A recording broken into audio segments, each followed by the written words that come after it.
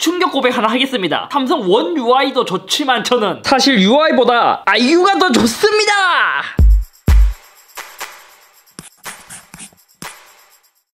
안녕하세요, 이스입니다. 애플이 매년 새로운 iOS를 업데이트하는 것처럼 구글 역시 새로운 OS를 업데이트하고 있습니다. 그래서 구글 픽셀폰을 시작으로 안드로이드 10이 업데이트되고 있는데 삼성 역시 원 UI 2.0과 안드로이드 10 베타 프로그램을 10월 12일부터 시작했습니다. 그래서 오늘은 갤럭시 시리즈들에 탑재될 새로운 원 UI 2.0의 변화점 17가지를 살펴보려고 합니다. 베타 프로그램은 갤럭시 S10부터 시작하고 S10 5G는 추후 진행된다고 해요. 갤럭시 노트 10은 10월 21일부터 진행된다는 말도 있더라고요. 삼성은 보통 스마트폰이 출시하고 두 번의 큰 업데이트를 진행해주기 때문에 아마 갤럭시 S9, 노트 9부터 업데이트가 가능하며 아직까지 베타이기 때문에 실행 안 되는 앱이 많거나 버그가 많을 수도 있습니다. 첫 번째는 새로운 방식의 제스처와 애니메이션 효과입니다. 안드로이드는 아이폰에 비해 제스처 기능이 조금 부족했는데 그동안 그 부분은 원핸드 오퍼레이션으로 많은 부분들을 대체했어요. 하지만 이제 기본 기능으로 탑재되었는데 예를 들어 홈 버튼을 위로 올리면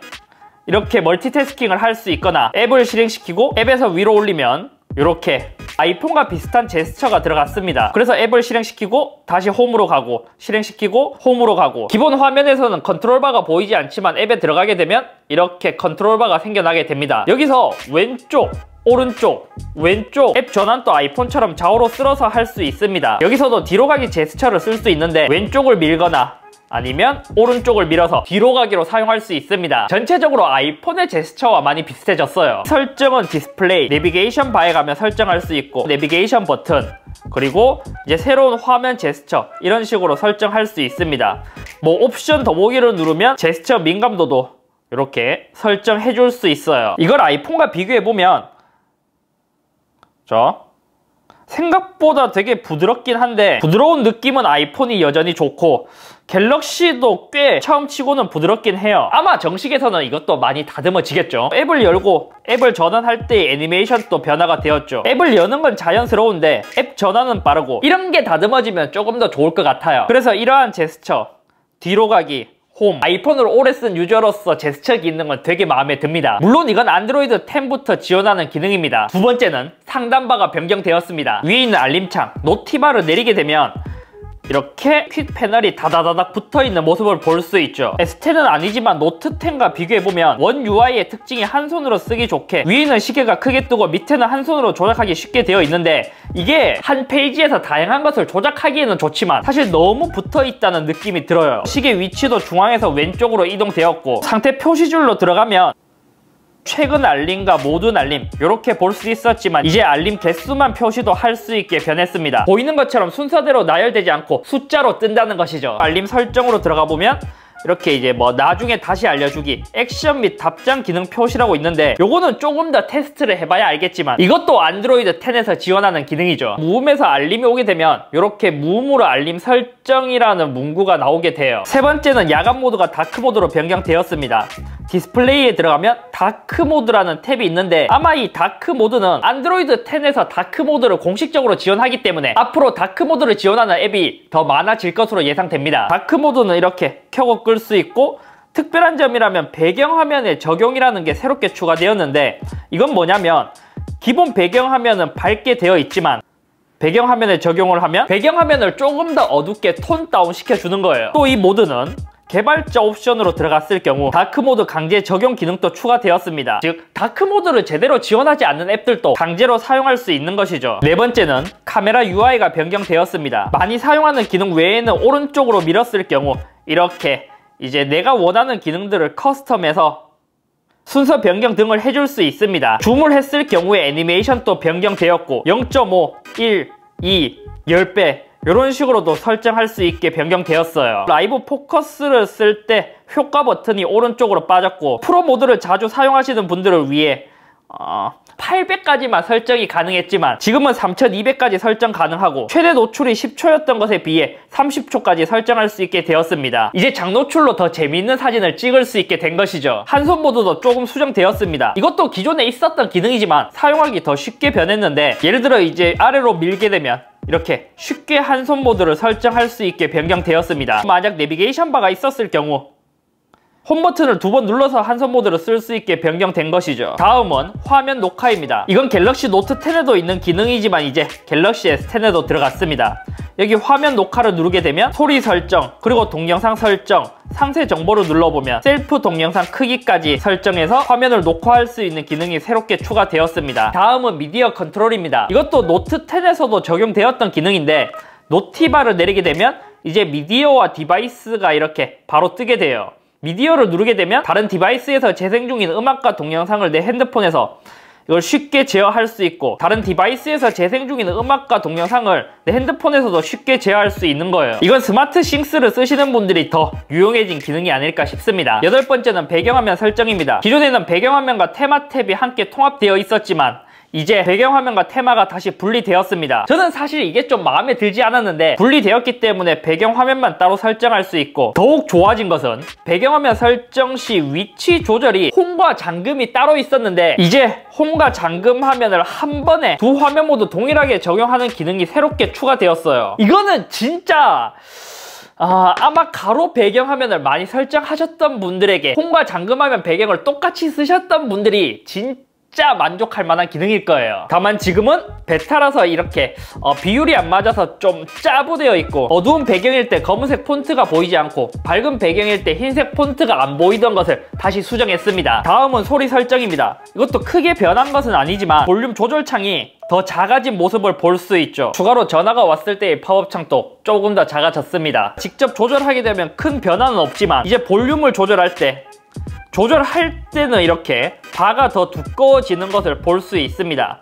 이건 조절하는 부분만 이렇게 두꺼워지도록 변경되었어요. 소리 설정에서도 기존에는 소리 모드로 들어가야만 변경이 가능했지만 이제는 밖으로 나왔고, 그리고 앱마다 소리를 분리 재생할 수 있는 기능이 추가되었습니다. 애플리케이션, 오디오 기기, 디바이스가 많으신 분들에게 유용한 기능이에요. 다음은 키보드 숨김 버튼이 추가되었습니다. 여기 보면 키보드 숨김 버튼 사용이라고 새롭게 생겼는데 이건 켜고 끌 수 있고, 키보드 숨김 버튼을 켰을 경우에는 오른쪽 하단 버튼을 누르면 키보드를 숨길 수 있는 기능이에요. 다음은 잠금 화면입니다. 기본적으로 안드로이드 10 정책에 따라 핀이나 패턴, 비밀번호를 조금 더 자주 입력하도록 변경되었고, 갤럭시 노트 10처럼 지문인식 설정으로 들어가면 화면이 꺼졌을 때 지문 아이콘을 표시할 것인지 설정할 수 있습니다. 그럼 이렇게 AOD 화면에서 지문인식 버튼이 화면에 나오게 되는 것이죠. 잠금에서 AOD로 넘어갈 때 애니메이션도 새롭게 추가되었습니다. 지금 보면 AOD가 되었을 때, 잠금이 되었을 때 이렇게 변화하는 모습을 볼 수 있죠. 그리고 AOD 화면에서 알림이 오게 되면 밑에 아이콘이 뜨게 되는데 이게 모두 흑백으로 변경되었고, 다만 재난 문자는 빨간색으로 나옵니다. 그리고 지문인식 속도가 더 빨라진 것 같아요. 이렇게 잠금을 했다가 이렇게. 다음은 엣지 스크린입니다. 이것도 설정할 수 있는 부분이 크게 변경된 것은 아니고 엣지 라이팅 기능, 즉 엣지 라이팅 기능에서 효과가 더 추가된 것이죠. 추가로 재미있는 효과들이 더 많이 생겨났어요.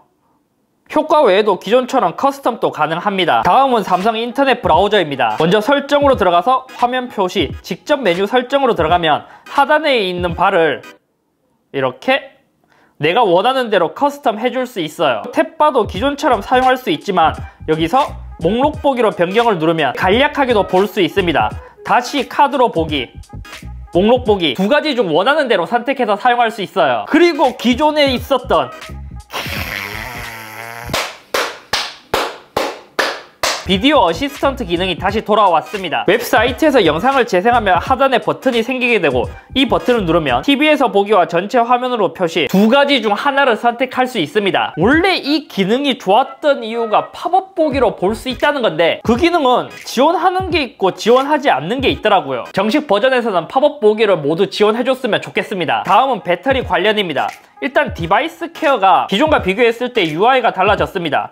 약간 기존은 공대틱한 느낌이 든다면 2.0에서는 더 귀여워졌고, 또 배터리로 들어가면 이렇게 배터리 사용 내역을 조금 더 자세히 볼 수 있게 변경되었습니다. 그리고 배터리 관리 모드로 들어가면 기존처럼 동일하게 되어 있지만 여기서 고성능 모드를 눌러보면 기존처럼 설정하는 것은 모두 이렇게 동일하게 되어 있어요. 하지만 몇몇 테스트를 보면 동작 방식 변경 때문에 성능이 조금 더 올라갔다고 합니다. 물론 그만큼 배터리는 더 빨리 닳아요. 그리고 갤럭시 S10부터 무선 배터리 공유라는 기능이 추가되었고, 이때 원 UI 2.0에서는 배터리 한도를 최소 30%부터 최대 90%까지 설정할 수 있습니다. 다음은 디지털 웰빙 및 자녀 보호 기능입니다. 이것도 안드로이드 10에 맞춰서 바뀐 기능인데 대부분 자녀 보호를 위한 기능이 더 많이 강화된 것 같아요. 특히 아래로 내려가 보면 자녀 보호 기능이라는 기능이 있고, 이 기능을 사용했을 경우 자녀의 스마트폰을 원격으로 관리할 수 있습니다.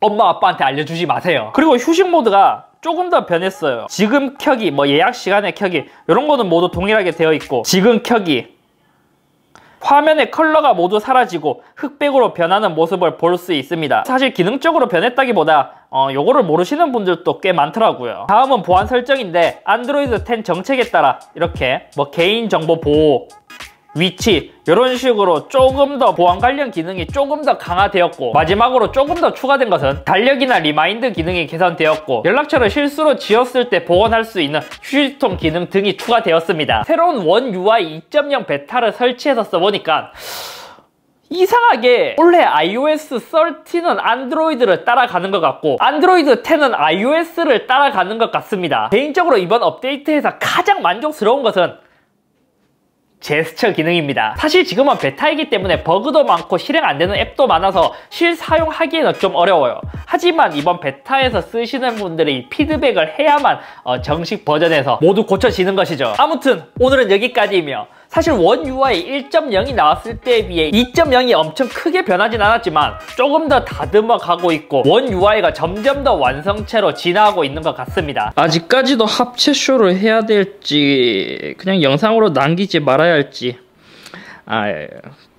너무 고민돼요.